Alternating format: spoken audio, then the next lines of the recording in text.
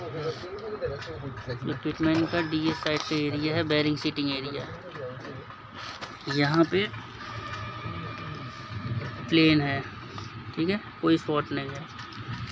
और इसके ऊपर साइड में यहाँ स्पॉट पड़ गई, यानी कि यहाँ पे प्लेन नहीं है, ये लाइनिंग बन गई है।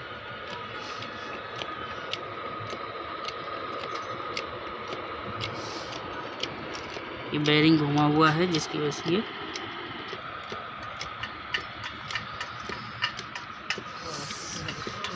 सेम कंडीशन इस साइड भी है, उस साइड का थोड़ा ज़्यादा है, इस साइड कम है। बेरिंग घूमने की वजह से ऐसे लगे हैं। ये देखिए इधर बन गया, ये प्लेन।